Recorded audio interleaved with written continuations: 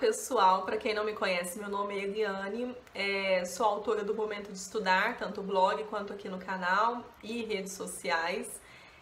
Bom, a gente está fazendo aí uma série tratando de contabilidade básica, então a gente vai passar por toda a contabilidade básica nesses vídeos. Se você chegou agora e perdeu algum vídeo, eu vou deixar ele aqui nos cards, não sei que lado, que vai ficar aqui, e vou deixar o link também na descrição do vídeo. E aí você pode começar do zero ou assistir esse vídeo e depois começar, né? Não sei.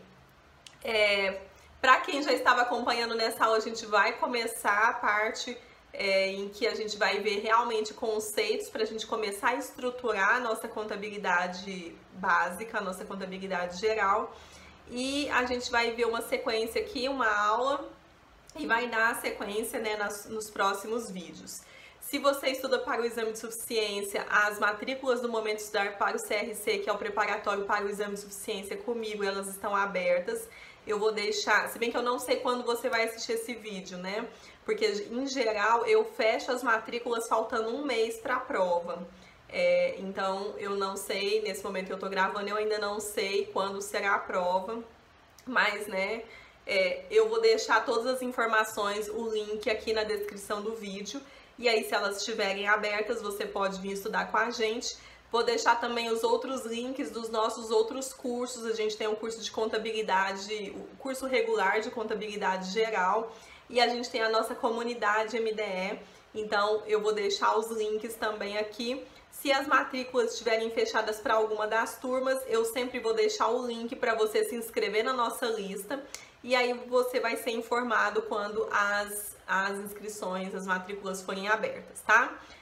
Bom, como eu sempre falo em todos os vídeos aqui, né, o nosso conteúdo é gratuito, eu cobro em curtidas, então não se esqueça de curtir, compartilhar, se inscrever no canal e principalmente compartilhar o vídeo com os seus amigos que estudam contabilidade. A nossa sequência, a nossa série aqui, ela tem o objetivo de ajudar não só quem está na graduação, quem está estudando para o exame de suficiência, quem está estudando para concursos, e principalmente quem nunca viu contabilidade, porque a gente está vendo a contabilidade do absoluto zero.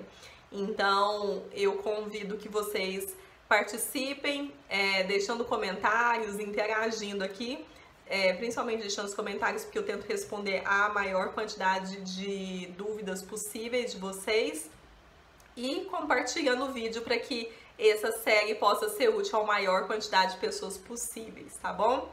Bom, então vamos aqui à tela do computador, porque eu preparei uma aula pra gente hoje.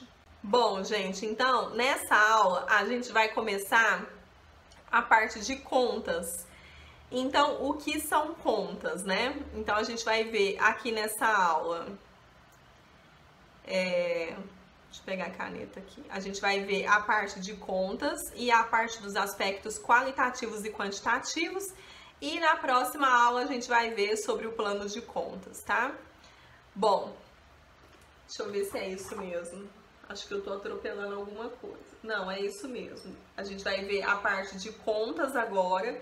Depois a gente vai ver a parte de classificação das contas e depois que a gente vai ver a parte do plano de contas.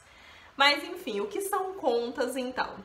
Contas são títulos que qualificam e quantificam os elementos. Então, a gente viu no vídeo anterior, a gente entrou lá nas demonstrações nos relatórios financeiros da Vale e da Petrobras. E a gente viu uma série de contas lá dentro de cada demonstração. Cada conta vai representar uma situação específica. E por isso que ele fala que as contas são títulos, nomes, que vão qualificar ou quantificar os elementos. Que elementos? Qualquer situação específica.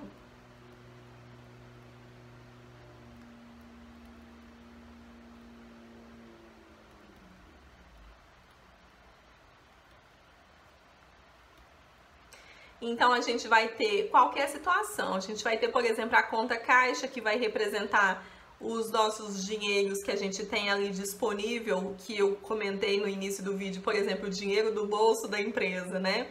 Então, o dinheiro está disponível para a empresa. A gente tem a conta bancos, conta movimento, que vai representar movimento. que vai representar as contas bancárias dessa entidade. A gente tem a conta máquinas e equipamentos.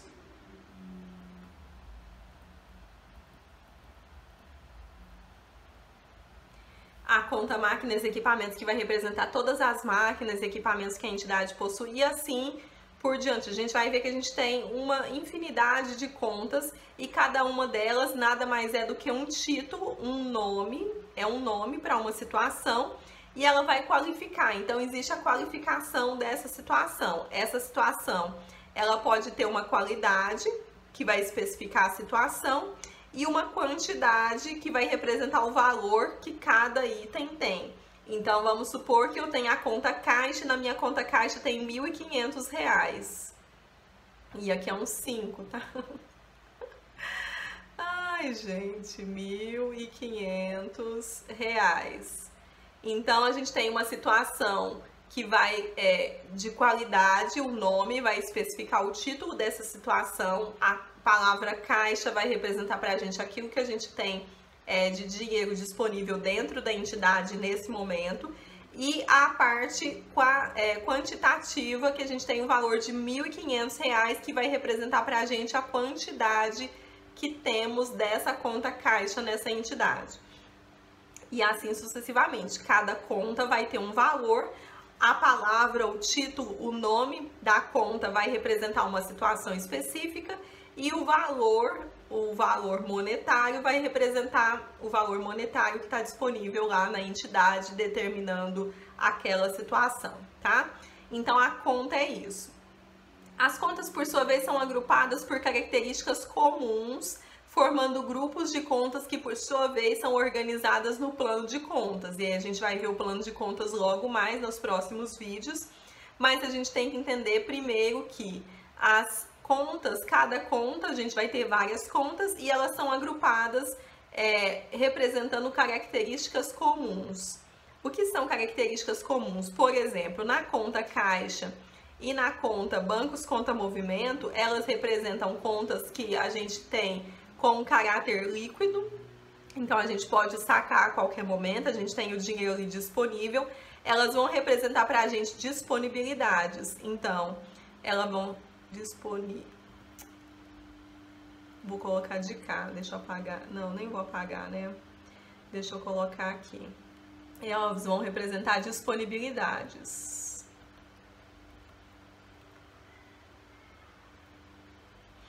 O que são disponibilidades? É aquilo que a gente tem como uma situação líquida, onde a gente pode pegar ele a qualquer momento, né? Então, o dinheiro do caixa já está ali, já está líquido na empresa, eu posso pegar ele a qualquer momento para fazer alguma operação. E o dinheiro que está no banco conta movimento, eu posso fazer a transação a qualquer momento, eu posso transferir, eu posso sacar, vão representar disponibilidades. Então, assim como outras situações que vão acontecer na empresa, a gente vai ter situações que são semelhantes umas às outras. E no plano de contas, a gente vai ter essas contas, elas vão estar agrupadas de forma semelhantes, formando grupos que a gente vai ver logo mais, tá? Então, na conta, a gente vai ter o aspecto quantitativo e o qualitativo. Então, no exemplo que eu dei da conta caixa, por exemplo, a gente tem o aspecto qualitativo, que é o nome caixa, que vai representar para a gente o dinheiro em espécie que está disponível lá na entidade. Então, essa é a situação qualitativa, vai representar uma situação. A situação é dinheiro em espécie disponível na entidade. E o aspecto quantitativo é quanto de dinheiro que vai ter disponível lá. Então, o exemplo que eu dei foi da conta caixa com R$1.500. A palavra caixa vai representar o aspecto qualitativo, ou seja, o dinheiro que está disponível na entidade. E os R$1.500 vai representar o aspecto quantitativo, que é o dinheiro, o valor do dinheiro, né? O valor monetário que está disponível nessa conta, tá? Bom, e aí a gente viu que o objeto de estudo da contabilidade é o patrimônio e que ele é formado pelo conjunto de bens, direitos e obrigações. E o que são esses bens, direitos e obrigações? Lá no nosso primeiro vídeo eu falei de forma muito breve e aqui vem o conceito. Então, bens é aquilo que pode ser avaliado economicamente na entidade. E lá eu dei o exemplo da garrafinha de água, né? Então, a garrafinha de água é um bem para mim. Eu tinha R$2, eu troquei no supermercado por uma garrafinha que tinha o valor de R$2. Ela passou a ser minha propriedade, ela passou a ser meu bem. Mas poderia ter, aí a gente pode ter outros vários tipos de bens, né? A gente viu também, eu comentei que os bens podem ser materiais ou imateriais. Imateriais, como por exemplo, marcas e patentes. Então eu coloquei aqui patentes. Mas a gente pode ter outros vários tipos de bens. A gente pode ter, por exemplo, a conta caixa, bancos, aplicações, imóveis, mercadorias, máquinas e equipamentos, enfim, são bens. Os direitos, por sua vez, são valores que a entidade tem a receber de terceiros. Então, a entidade tem a receber. Coloca na cabeça que os direitos são aquilo que a entidade tem a receber. O que ela tem a receber? Ela pode ter vendido a prazo para um cliente, então ela pode ter valores a receber de clientes, ela pode ter um empréstimo a receber se ela tiver feito um empréstimo para alguém. Talvez ela tenha um terreno, um cômodo, um ponto comercial e ela tenha colocado para alugar, ou uma casa, sei lá, e aí ela tenha, por exemplo, aluguéis a receber. E aí, quando ele fala que a entidade tem a receber de terceiros, quem são os terceiros? Os terceiros são todos aqueles que não fazem parte do grupo da sua entidade.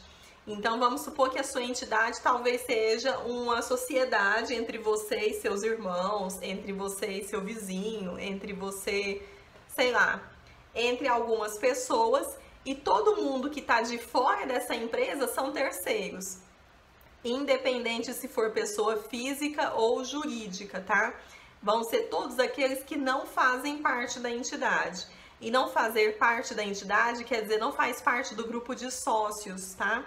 Então, pode ser um cliente, pode ser um vizinho, pode ser uma outra empresa, pode ser um investidor, pode ser todo mundo que está fora. Então, a gente tem, então, bens, tudo aquilo que pode ser avaliado economicamente, direitos, tudo aquilo que a entidade tem a receber de terceiros, e a gente tem as obrigações, que são os boletos para pagar.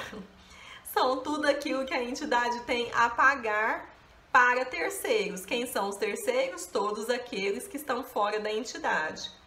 Então, bens é tudo aquilo que pode ser avaliado economicamente, direitos são tudo aquilo que a entidade tem a receber de terceiros, e as obrigações é tudo aquilo que a entidade tem a pagar para terceiros. Quem ela tem a pagar? Ela pode ter que pagar fornecedores de matéria-prima, conta de energia, de água, a alocação do espaço físico, aluguel, enfim, tudo aquilo que ela tem a pagar, tá? Então, esse é o conceito. E o conjunto de bens, direitos e obrigações vai formar o que a gente chama de patrimônio, que é o objeto de estudo da contabilidade. Então, essa é a nossa definição aí que a gente acabou vendo lá no primeiro vídeo, né? Então, a gente tem que as contas, elas vão representar situações específicas na entidade. As contas, então, por sua vez, elas podem representar bens, direitos e obrigações. O conjunto de bens, direitos e obrigações forma o patrimônio, que é o objeto de estudo da contabilidade. E a gente vai ver agora que o patrimônio ele está dividido em ativo, passivo e patrimônio líquido. Então, o que a gente tem? A gente tem o patrimônio, que é o objeto de estudo da contabilidade. Ele está dividido aí entre bens, direitos e obrigações. A gente viu que os bens é tudo aquilo que pode ser avaliado economicamente. Os direitos são tudo aquilo que a entidade tem a receber de terceiros, e as obrigações, tudo aquilo que a entidade tem a pagar para terceiros. E aí vai entrar os nossos principais conceitos agora, que a gente vai utilizar durante toda a contabilidade da agora para frente. Então, o conjunto de bens e direitos vai formar o que a gente chama de ativo. Então, os bens, tudo aquilo que é avaliado economicamente, e os direitos, tudo aquilo que a entidade tem a receber de terceiros, vai formar o que a gente chama de ativo. E as obrigações, ela forma o que a gente chama de passivo, tá? Então, bens, direitos e obrigações formam o objeto de estudo da contabilidade, que é o patrimônio. Os bens e os direitos vão formar o ativo. E as obrigações, elas são chamadas também de passivos. Então, é isso que a gente tem aí como definição principal. E o CPC 00, que é a NBCTG Estrutura Conceitual, ele traz a definição de cada um deles. Então, ele fala pra gente que ativo é um recurso economicamente presente, controlado pela entidade como resultado de eventos passados. A gente tem o passivo, que é uma obrigação presente de transferir um recurso econômico como resultado de eventos passados. E a gente tem o patrimônio líquido, e aqui é diferente de patrimônio. Então, eu vou até deixar aqui.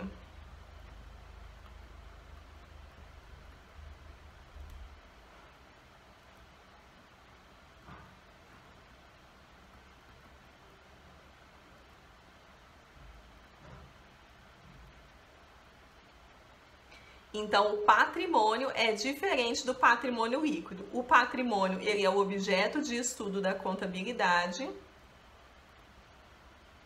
E o patrimônio líquido é a participação residual dos ativos da entidade após a dedução de todos os seus passivos.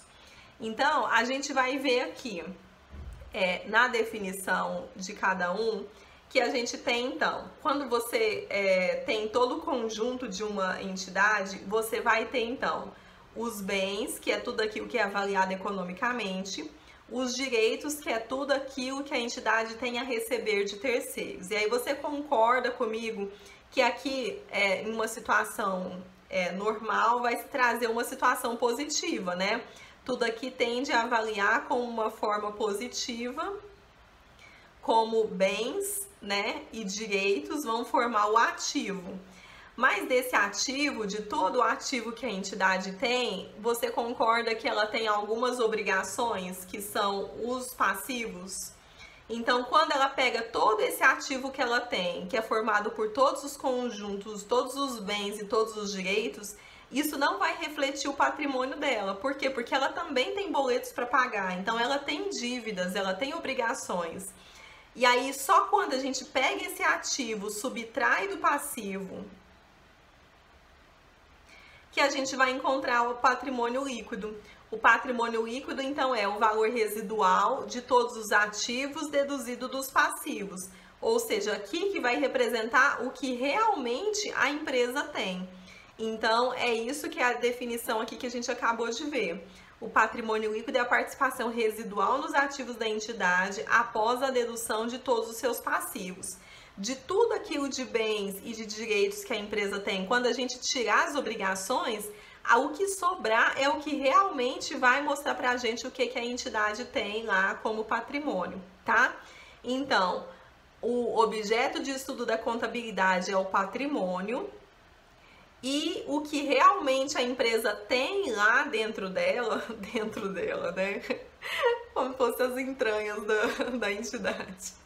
Mas tudo que realmente tem aí na entidade de volume econômico é o que é o patrimônio líquido, que é o valor residual dos ativos deduzido dos passivos, tá?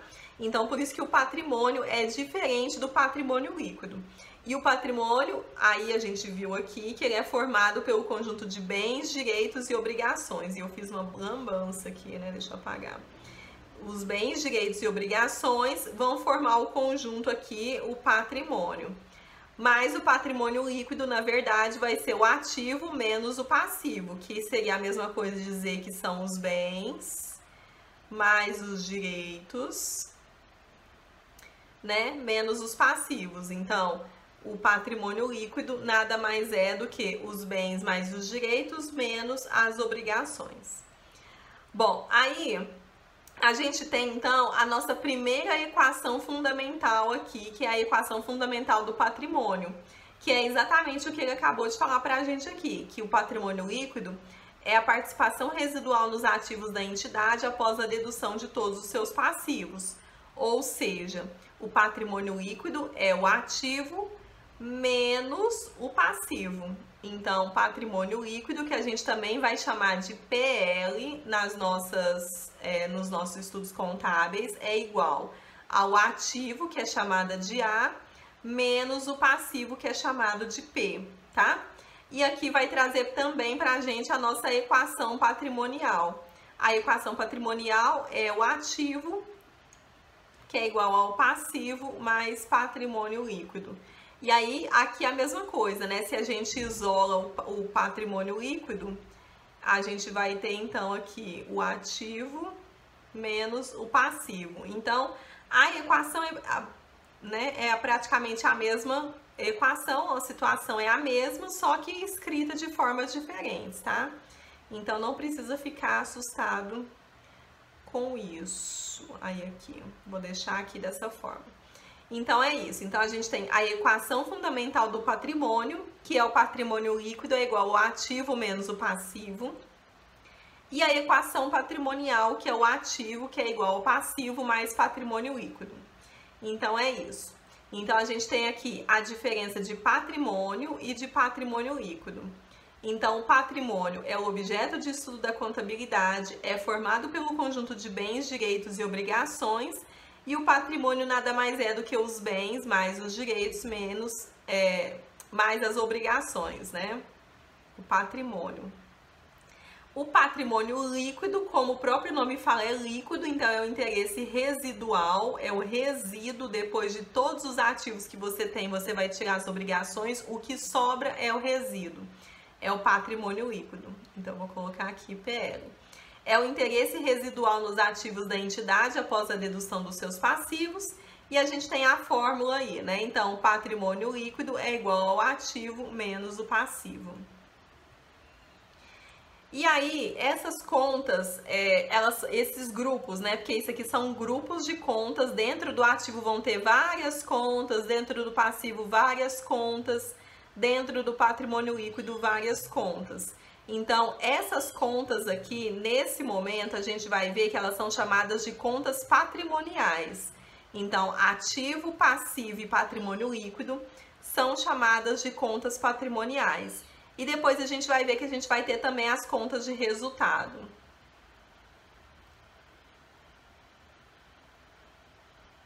Que vão ser as receitas e as despesas. Então, a gente tem as contas patrimoniais, que é formado pelo ativo, passivo e patrimônio líquido. São grupos, dentro de cada um deles a gente tem várias contas. E a gente tem também as contas de resultado, que são as receitas e as despesas. E aí, dentro das receitas, a gente tem várias contas e dentro das despesas, várias contas, tá? Então, esses são grupos. Então, a gente vai ter contas patrimoniais e contas de resultado.